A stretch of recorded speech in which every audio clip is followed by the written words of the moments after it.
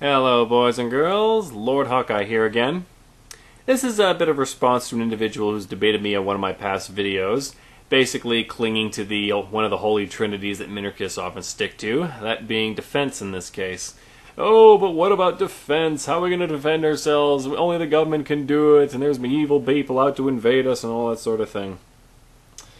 And I have told him how, right now, what you've got is national offense. You're going around blowing people up and then acting surprised when they retaliate.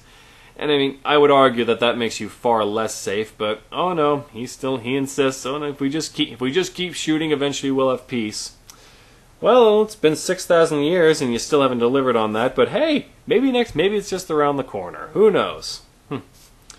But the whole argument of demanding that proponents of stateless society show how would defense be raised has three main problems, which I'd like to go on right now. Number one, statism has not actually solved the problem anyway. Well, think about it. Right, we did talk about not the Nazis and all that sort of thing, and a lesson he didn't learn from that he probably should have is all those countries the Nazis invaded, they did have governments. Did that stop them from being invaded? No. I mean, look at the vast majority of countries that have been invaded throughout history. Almost all of them did have governments. Most of them did have armies and everything. Did that stop them from being invaded? No. So the moral of the story is, having a government is not a hedge against an invasion.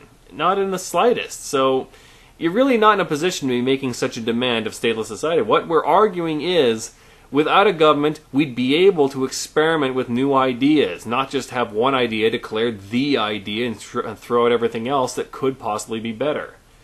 It's like I said, you say you're negotiating, but the truth is you're just pointing a gun at us and saying, accept our idea or else. If you want to come up with a better solution, you gotta put the gun down first. Very important. Number two, I would argue that a stateless society can be harder to invade.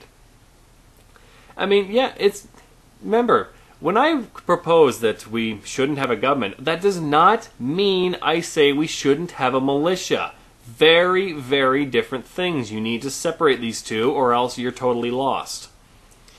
Yeah, and I believe that a stateless society will fund a militia to the extent that they believe a militia is necessary. If people don't want to invest in militia, that's okay. That just means they feel their money would be better served elsewhere, and you are in no position to judge. This is what people need to understand. You can't say that you know how to spend people's money better than they do, therefore you should get to decide. You don't. It's not yours. End of story. Live and learn. Accept it. But let's say you have a stateless society that even if they choose not to have a militia, there's still a good argument to be made for statelessness. That is, take the example of medieval Ireland. Medieval Ireland had no government for 700 years. They worked on clans and stuff like that. I don't know the fine details. But, yes, the British did eventually invade them.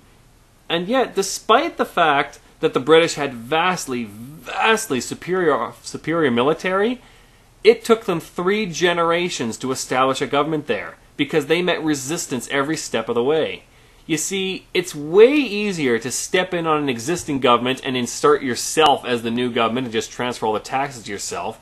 It's quite another one to come into a populace who morally opposes taxation, morally opposes governments, and doesn't like the whole idea in the first place.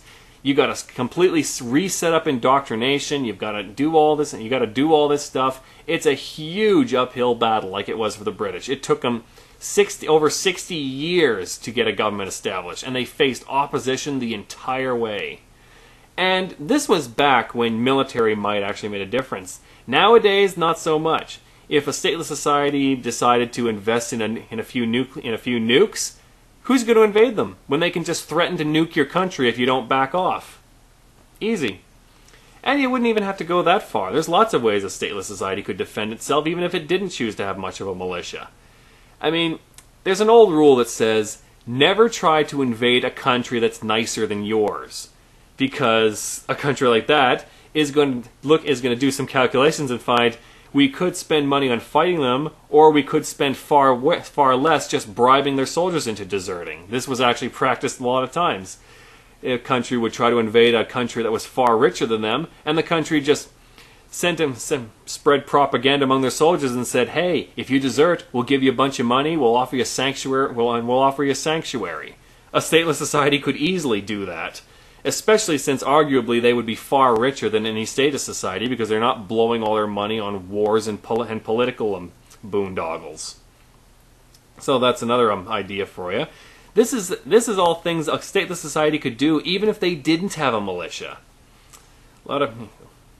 Now, number 3, and this is the big one.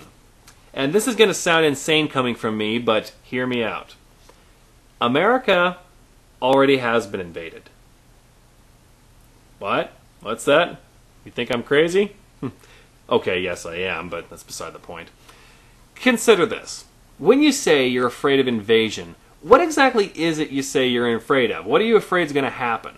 Some radical group is going to come in and either A, steal your stuff, or B, something even worse, they're going to set themselves up as your new rulers and force their views on you, and that would be bad. Think about this for a second. Lobbyists. Every day, lobbyists go to governments all over the world, and they effectively they bribe them to change laws to suit them, either to get monetary benefit, to get political benefit, or to simply force their views on people. I mean, how many laws on the books are based solely on religious teachings? I mean, the war on drugs, that's because of religion, it's because of racism, the laws against prostitution, that's 100% religion, it has nothing to do with morality. I mean, it goes on and on and on. So, religious people already get to enforce their views on you, and all they have to do is kiss the government's ring. And, well, stealing from you? Oh, man. The Federal Reserve. They resisted getting audited for so long, but eventually part of them did get audited. And what did they find? They found that the Federal Reserve had given loans, and I use that with the world's largest finger quotes, to the banks. The same guys who swindled homeowners all over America with the backing of the government, I might add. So don't give me that lack of regulation bullshit. It's not going to work. They swindled homeowners, and not only that, and since they weren't satisfied with that, they decided, oh, let's ask the government to give us a $7 trillion loan. A loan that's at a ridiculously low interest rate. This is an interest rate so low you're effectively paying them to have money. It's less than the rate of inflation. $7 trillion is half of all the wealth America produces in an entire year. Everything you've done this year, you have sweated and toiled and worked for 6 months, and all of that work all went to them. I mean, come on. Stealing half of one of the biggest countries' wealth, and they never had to raise a gun, raise a sword, they didn't lose a single man or shed one drop of blood. I mean, come on. Attila the Hun could only dream of success like that. So don't you see? You are being invaded all the time. And the invaders walk amongst you, and your government let them in. They didn't need to use force of arms. That's too crude. That's what primitive barbarians do. No, you want to invade America? It's easy. Just get some connection with a politician. Get in, suck up to the right people, grease some palms, and boom, you can get laws passed to have your way. And apparently you can steal half of the American people's entire wealth in one fell swoop and get away with it as a reward for having already swindled them before. And all of this was backed by the very people who were supposed to protect you. They were supposed to protect you from invasion, and instead the invaders just handed them bribe money to look the other way, and they took it without a second thought. Now you tell me, does that make you angry? I hope it does. I hope it makes you livid. I hope you feel betrayed and enraged. If you don't, then you got to ask yourself, what's wrong with you? How are people stealing all this money from you and doing all this and you're not angry about it? How are you not angry? That's just something to think about for the day. Until next time, be aware and be wise.